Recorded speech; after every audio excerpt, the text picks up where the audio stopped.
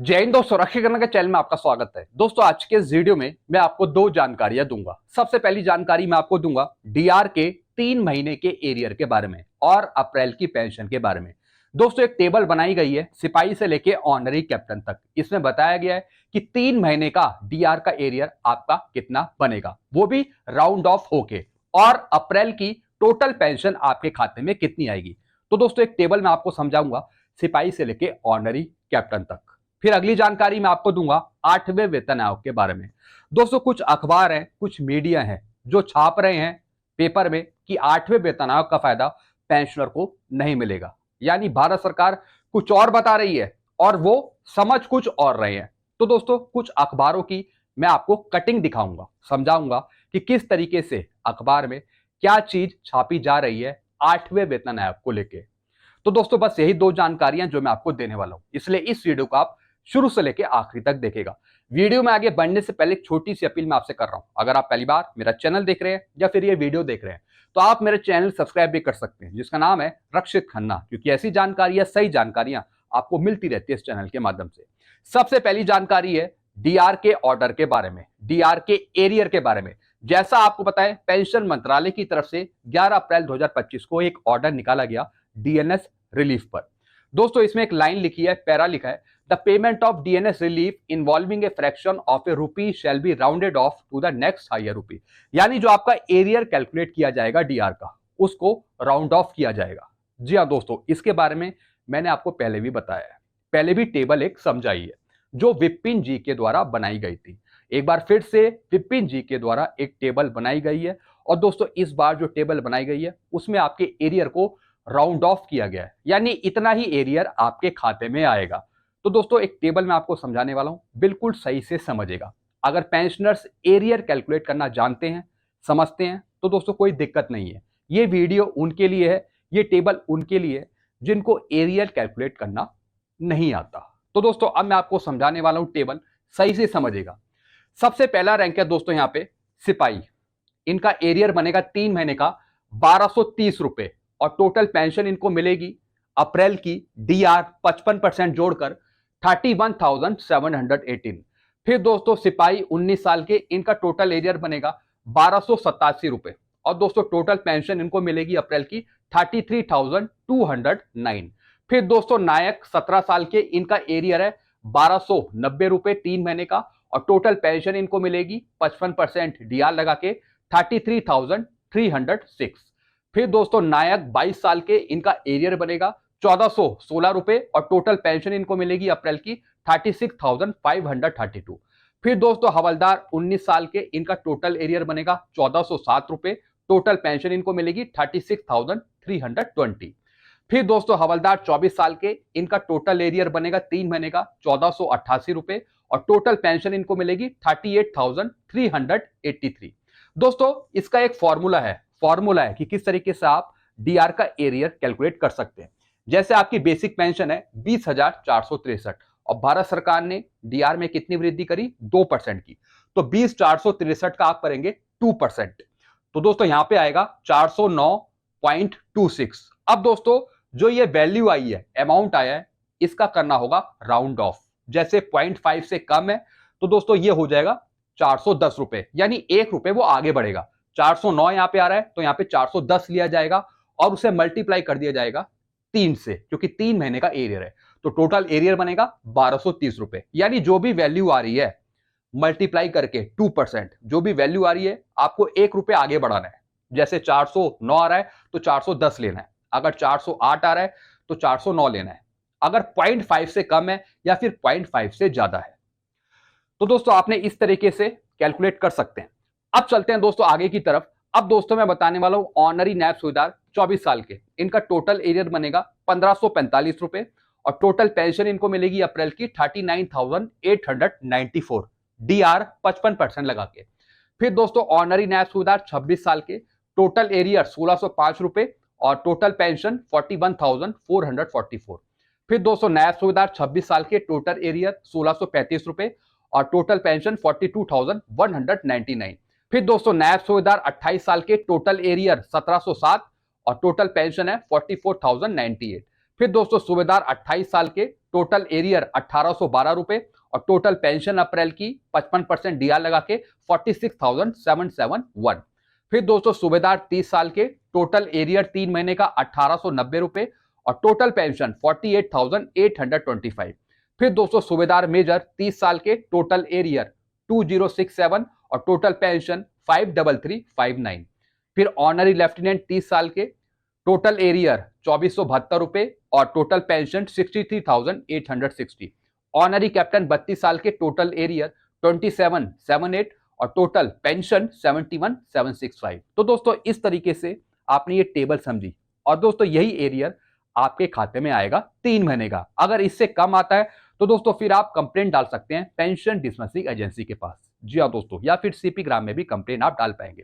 ये टेबल तैयार करी गई है विपिन जी के द्वारा, जिनका अपना एक यूट्यूब चैनल भी है। This credit goes to mister Vipin Nain. चलते हैं दोस्तों अगली जानकारी की तरफ। अब दोस्तों मैं आपको बताने वाला हूं 8वें वेतन आयोग के बारे में। जब से भारत सरकार ने या फिर वित्त मंत्री जी ने वित्त विधेयक पास किया है, बिल पास किया है, तब से बहुत सारी खबरें आ रही हैं कि 8वें वेतन आयोग का फायदा पुराने पेंशनर्स को नहीं मिलेगा, इनको मिलेगा, इनको नहीं मिलेगा, इतना फिटमेंट फैक्टर मिलेगा, सबको अलग अलग मिलेगा। ऐसी कुछ खबरें आ रही है सोशल मीडिया पे, चाहे दोस्तों वो अखबार हो या फिर यूट्यूब चैनल हो। लेकिन दोस्तों मेरे द्वारा जो जानकारी दी जाती है वो बिल्कुल एक्यूरेट दी जाती है, बिल्कुल सही जानकारी दी जाती है। आपको गुमराह नहीं करा जाता, जो एग्जैक्ट इंफॉर्मेशन होगी वही आपको मिलेगी। अब दोस्तों कुछ अखबार हैं जिसमें बताया जा रहा है कि पेंशनर्स को 8वें वेतन आयोग का फायदा नहीं मिलेगा। दोस्तों भारत सरकार ने जो अभी वित्त विधेयक पास किया लोकसभा में वित्त मंत्री जी ने, या फिर जो अभी गैजेट नोटिफिकेशन आया, उसमें पेंशन नियमों के रूल को चेंज करने की बात नहीं लिखी है कि पेंशन जो नियम है सीसीएस पेंशन रूल्स, उनको चेंज नहीं किया जाएगा, उनको संशोधित नहीं किया जाएगा। हालांकि जो अभी रूल्स चल रहे हैं उनको सिर्फ वैलिडेट करने की बात करी है। और भारत सरकार ने यह बताया कि पेंशनर के बीच में जो अंतर है, डिफरेंस है, वो क्रिएट करा जा सकता है। जी हाँ दोस्तों, और कानून में भी ऐसा लिखा हुआ है। लेकिन भारत सरकार ने ऐसा नहीं कहा कि 8वें वेतन आयोग में डिफरेंस क्रिएट किया जाएगा, अंतर स्थापित किया जाएगा। जैसा आपको पता है अभी भी पेंशनर की पेंशन में डिफरेंस है।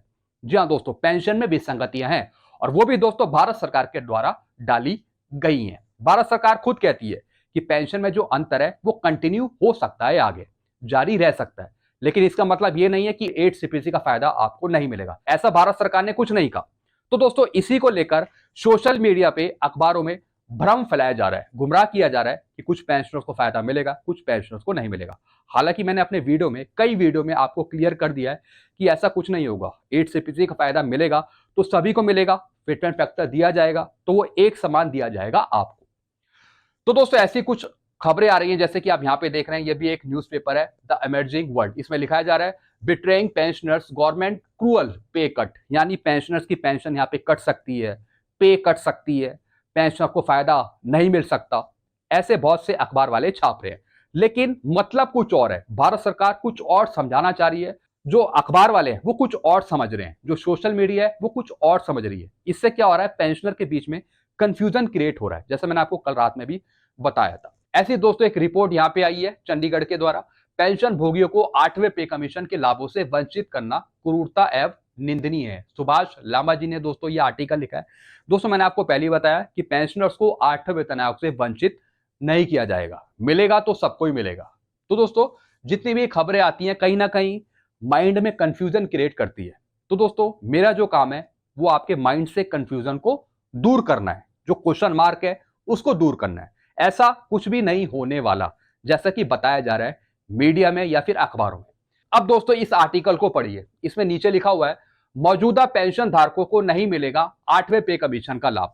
सरकार ने नियमों में बदलाव कर 31 दिसंबर 2025 से पहले रिटायर हो चुके पेंशन भोगियों को आगामी पे कमीशन से किया बाहर। दोस्तों ऐसा भारत सरकार ने कुछ करा ही नहीं है। भारत सरकार ने कहां कहा कि 8वें पे कमीशन का लाभ पुराने पेंशनर्स को नहीं मिलेगा। ये जो बात लिखी गई है ये अपनी तरफ से लिखी गई है आपको गुमराह करने के लिए। भारत सरकार ने सिर्फ वैलिडेशन किया है, सिर्फ वैलिडेशन किया है रूल का, और सिर्फ इतना बताया है कि पेंशन भोगियों की पेंशन में अंतर स्थापित हो सकता है कानूनी तौर पर। ऐसा नहीं कहा कि 8वें वेतन आयोग में अंतर स्थापित हो जाएगा या फिर पुराने पेंशनर को 8 सीपीसी का फायदा नहीं मिलेगा। भारत सरकार ने ऐसा कोई जिक्र करा ही नहीं है, ना ही गैजेट नोटिफिकेशन में और ना ही अपने वित्तीय बिल में। तो दोस्तों ऐसा कुछ नहीं है। अपनी तरफ से दोस्तों यहाँ पे लिखी जा रही है चीजें कि भारत सरकार ने रूल्स चेंज कर दिए, जो 31 दिसंबर 2025 तक आए हैं उनको नहीं मिलेगा 8वें पे कमीशन का लाभ। अपनी तरफ से दोस्तों बातें बनाई जा रही है और पेंशनर को कंफ्यूज करा जाता है, बल्कि दोस्तों ऐसा कुछ भी नहीं है। ऐसे दोस्तों नीचे लिखा हुआ है, इसने साबित कर दिया कि वास्तव में कर्मचारी विरोधी है भाजपा सरकार। अपनी तरफ से दोस्तों चीजें बनाई जा रही हैं, अपनी तरफ से लिखी जा रही है, जिसका कोई मतलब नहीं है। फिर दोस्तों एक और अखबार है, मेरे ख्याल से राजस्थान पत्रिका है, इसमें भी ये लिखा है कि सीसीएस पेंशन नियम संशोधन विधेयक को वापस ले, यानी जो बिल पास करा गया है उसको वापस ले। दोस्तों बिल में ऐसा कहीं भी नहीं लिखा कि जो रूल्स हैं, सीसीएस पेंशन रूल है, उसको रिवाइज करा जाता है 8वें वेतन आयोग के लिए, ऐसा कुछ नहीं लिखा। सिर्फ रूल्स बताए हैं सीसीएस पेंशन रूल 1972 का, 2021 का, यानी जब जब रूल रिवाइज हुए। इसमें ऐसा कहीं नहीं लिखा कि 8वें वेतन आयोग के लिए रूल रिवाइज करा जाएगा या फिर पुराने पेंशन भोगियों को लाभ नहीं मिलेगा, ऐसा कुछ लिखा नहीं है। ना ही भारत सरकार ने रूल चेंज करने की बात करी है, ना ही भारत सरकार ने यह किया है कि 8वें वेतन आयोग का फायदा पुराने पेंशनर्स को नहीं मिलेगा, ना ही भारत सरकार ने यह कहा है कि अलग अलग फिटमेंट फैक्टर आपको मिलेगा। ऐसा तो कुछ कहा ही नहीं है। भारत सरकार ने अभी काम शुरू करे ही नहीं 8वें वेतन आयोग को लेकर, और अपनी तरफ से ही बातें बनाई जा रही है, चाहे वो सोशल मीडिया के चैनल्स हो या फिर अखबार हो। तो दोस्तों इन सब चीजों से आपको बच के रहना है। जी हाँ दोस्तों, थोड़ा अपना माइंड भी यूज करना है, आपको पता लगाना है कि एक्चुअल है क्या, मतलब क्या है उसका। मैंने सब चीजें आपको समझा दी है, सब कुछ एक एक चीज करके मैंने आपको सब कुछ समझाया है। मेरा पुराना वीडियो देख सकते हैं या फिर ये वीडियो देख लीजिए। दोस्तों ऐसा कुछ भी नहीं है जैसा इसमें बताया जा रहा है। मिलेगा तो सबको मिलेगा 8वें वेतन आयोग का लाभ। फिटमेंट फैक्टर दिया जाएगा भारत सरकार के द्वारा, तो उसका लाभ सभी को मिलेगा। आप पुराने पे कमीशन की रिपोर्ट उठा के देखिए, पहले भी सीसीएस पेंशन रूल के नियम चेंज हुए हैं, लेकिन वेतन आयोग का लाभ किसी से वंचित नहीं रहा है, सबको मिला है वेतन आयोग का लाभ। चाहे वो छठा वेतन आयोग हो, चाहे फिर वो 5वां वेतन आयोग हो या फिर 7वां वेतन आयोग हो, दिया तो सबको है फिटमेंट फैक्टर लगाकर। दोस्तों जब पुराने पे कमीशन पे कोई ऐसा रूल पास नहीं हुआ, तो अब क्यों बताया जा रहा है कि ऐसा रूल होगा? दोस्तों ऐसा मैं नहीं समझता, इन बातों को मैं इग्नोर करता हूं। तो दोस्तों आप समझदार हैं, सब कुछ अच्छे से समझते हैं। अगर आप नहीं समझते तो दोस्तों फिर मैं आपको समझाता हूं वीडियो के माध्यम से। फिलहाल आपको टेंशन लेने की जरूरत नहीं है, जब आगे 8वां वेतन आयोग आएगा सब कुछ दोस्तों क्लियर हो जाएगा। जी हाँ दोस्तों, अभी से परेशान होने का कोई फायदा नहीं है। मैं हमेशा पॉजिटिव सोचता हूं और हमेशा पॉजिटिव ही आपको लेकर चलता हूं आगे। तो दोस्तों बस यही जानकारियां थी जो मैं लेकर आया था। आई होप सारी जानकारी आप अच्छे से समझ होंगे। वीडियो आपको अच्छा लगता है, वीडियो को लाइक कर सकते हो, चैनल को सब्सक्राइब कर सकते हो, जिसका नाम है रक्षित खैर। Thank you so much.